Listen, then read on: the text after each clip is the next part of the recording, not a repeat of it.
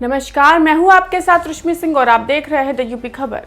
UP में विधानसभा चुनाव होने में कुछ ही महीनों का वक्त रह गया है, लेकिन चुनाव से पहले आरोप प्रत्यारोप का दौर जारी है। समाजवादी पार्टी भी यूपी में अपना खोया हुआ जनाधार वापस पाने की जुगत में लगी है। इसी क्रम में समाजवादी पार्टी के राष्ट्रीय अध्यक्ष एवं पूर्व मुख्यमंत्री अखिलेश यादव ने एक बयान जारी कर मुख्यमंत्री, उप मुख्यमंत्री, जल शक्ति मंत्री समेत कई विभागों पर भ्रष्टाचार और महंगाई को लेकर हमला बोला है। सपा प्रमुख ने कहा कि भाजपा की कथनी और करनी में जमीन आसमान का अंतर है। वो जो कहते हैं वो करते नहीं हैं, बल्कि जो कहते हैं उसका उल्टा ही करते हैं। उनके सभी वादे सत्य की कसौटी पर झूठे ही निकले हैं। 8 महीने में घरेलू रसोई गैस की कीमत में 190 रुपए की बढ़ोतरी हुई है। जन कल्याण की यही भाजपाई कहानी है।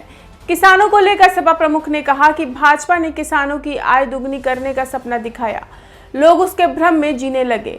किसी भी किसान की आय दुगनी नहीं हुई, बल्कि उसका कर्ज बढ़ गया, महंगाई बढ़ गई। प्रदेश में गड्ढा मुक्त होने का दावा करने वाले उप मुख्यमंत्री जी को खुद ही नहीं पता होगा कि वे इस संबंध में कितनी बार दावे कर चुके हैं, लेकिन हकीकत क्या है ये जनता जान रही है।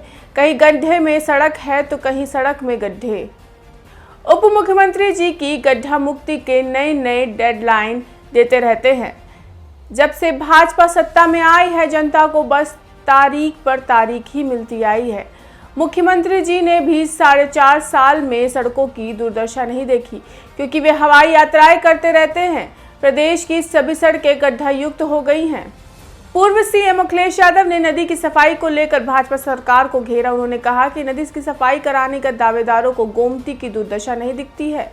गंगा मैया और आदि गंगा गोमती की कस्में खाने वाले नमामि गंगे कहकर गंगा जी को निर्मल बनाने का प्रयास छोड़ दिया है। भाजपा सरकार में लखनऊ के बीचों बीच व्याकुल गोमती माई पीड़ा से कहर रही हैं।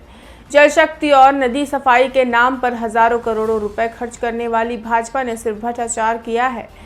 अखिलेश यादव ने मुख्यमंत्री योगी आदित्यनाथ पर निशाना साधते हुए कहा कि गौ संरक्षण के नाम पर सियासत करने वाले मुख्यमंत्री जी के राज में गौवंश की बदहाली जारी है। गौवंश के संरक्षण की बड़ी बड़ी बातें करने वाले के राज में गाय भूख और बीमारी से मर रही हैं। उनकी अकाल मृत्यु के दुखद समाचार मिलते रहते हैं। इटावा में, बसहेरा ब्लॉक में, नगलाहरी में, गौशाला में 15 गौवंश की मौत हो गई। 1 दर्जन से ज्यादा गाय बीमार है। यही नहीं, पिछले 5 दिनों में 35 गौवंश की मौत हो चुकी है।